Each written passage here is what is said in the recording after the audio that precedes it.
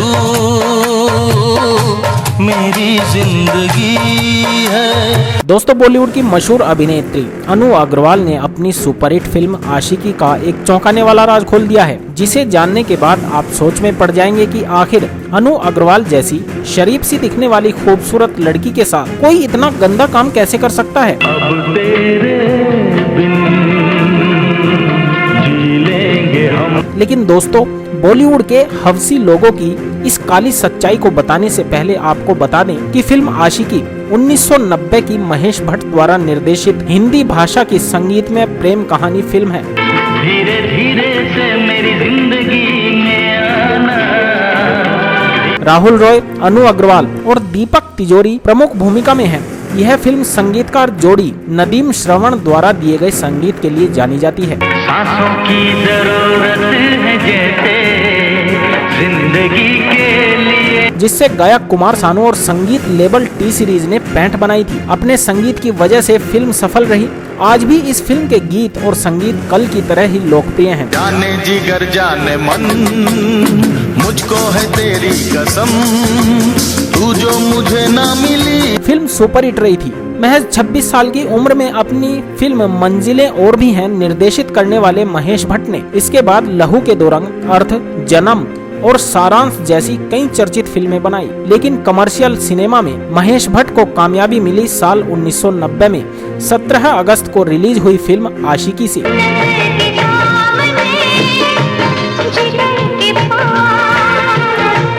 आशिकी release हुई तो सारे रिकॉर्ड एक तरफ और आशिकी के बनाए गए रिकॉर्ड एक तरफ। फिल्म के गानों के कैसेटों की बिक्री जैसे जैसे आगे बढ़ती जा रही थी, टी सीरीज इसे लेकर विज्ञापन निकालती जा रही थी। पहली मोहब्बत का एहसास है तू। फिर एक वक्त ऐसा भी आया कि जब कैसेट की बिक्री की तादाद 1 करोड़ से ऊपर निकल गई। इसके बाद टी सीरीज ने भी इनकी गिनती के बारे में विज्ञापन बनाने बंद कर दिए। तब आशिकी का संगीत टी सीरीज का नहीं, देश का संगीत हो चुका था। ये उन दिनों की बात है जब तक नदीम श्रवण का गुलशन कुमार से पंगा नहीं हुआ था।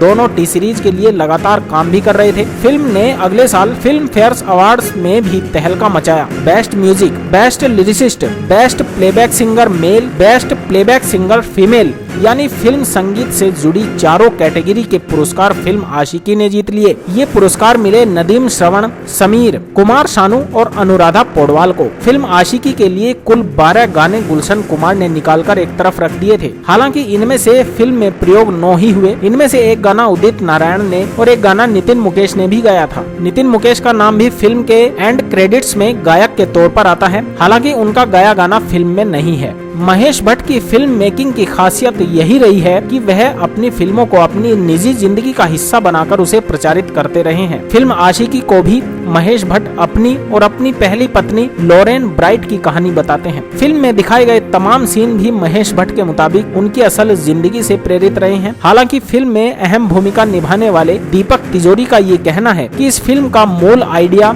उनका सुझाया हुआ है और इसके लिए एक विदेशी फिल्म का VHS कैसेट भी उन्होंने महेश भट्ट को दिया था। दीपक तिजोरी ने तब फिल्म के लीड हीरो का किरदार करने के लिए महेश भट्ट की काफी सेवा की थी। हालांकि मौका दीपक को फिल्म में सेकंड लीड रोल का ही मिला, फिर भी इस फिल्म ने उनकी किस्मत चमका दी। लेकिन असल मायने में अगर किसी की किस्मत फिल्म आशिकी से चमकी थी तो वो रहे राहुल राय। राहुल राय की मां इंदिरा उन दिनों यूनिसेफ के लिए काम करती थी और उनके सामाजिक कार्यों से खुश होकर मशहूर पत्रिका सेवी ने उन पर खास स्टोरी की थी। महेश भट्ट इसी बात की बधाई देने उनके घर गए और वहां उनकी नजर पड़ गई राहुल राय पर। आशिकी की घोषणा होने से लेकर इसकी रिलीज होने तक साल भर के अंदर एक साथ 50 फिल्में साइन करने का रिकॉर्ड भी राहुल राय ने उसी दौर में बनाया। हालात यहाँ तक आ गए थे कि निर्माताओं की संस्था की कलाकारों पर 12 फिल्मों की सीलिंग लगानी पड़ी। राहुल तब विशेष फिल्म्स के साथ करार में बंधे थे, लिहाजा उन्हें महेश भट्ट की अगली फिल्में जानम और जुनून भी करनी पड़ी।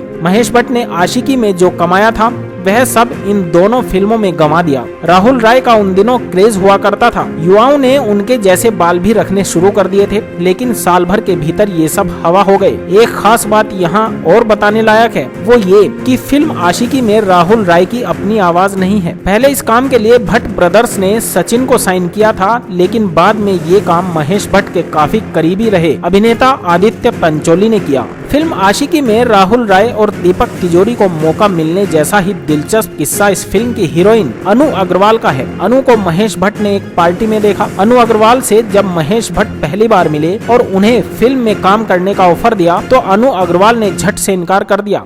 कुछ हफ्तों बाद उन्होंने अनु को फिर फोन किया। इस बार अनु उनके दफ्तर आई, कहानी सुनी और फिल्म के लिए हाँ कर दी। अनु अग्रवाल और राहुल राय दोनों का चेहरा मोहरा ऐसा नहीं था कि लोग उन्हें देखने के लिए टूट पड़े, इसलिए फिल्म के पोस्टर में दोनों का चेहरा है ही नहीं। वैसे इस फिल्म के लिए महेश अपनी बेटी पूजा भट्ट को हीरोइन बनाना चाहते थे, पर वह मानी नहीं। ये बात और है कि फिल्म की शूटिंग के पहले दिन जब पूजा ने इसका फ्लैप दिया तो उन्हें समझ आ गया कि उनसे बहुत बड़ी गलती हो चुकी है। बॉलीवुड एक्ट्रेस अनु अग्रवाल को बेहद कम उम्र में प्रसिद्धि मिल गई थी। एक दुर्घटना के बाद उनको न चाहते हुए भी फिल्मों से दूरी बनानी पड़ी। इन दिनों अनु अग्रवाल काफी एक्टिव हैं और इंटरव्यू में पुराने किस्से साझा करती रहती हैं। उन्होंने बताया है कि लोग उनके पास फिल्म की स्क्रिप्ट के बिना ही उन्हें साइन करने आ जाते थे।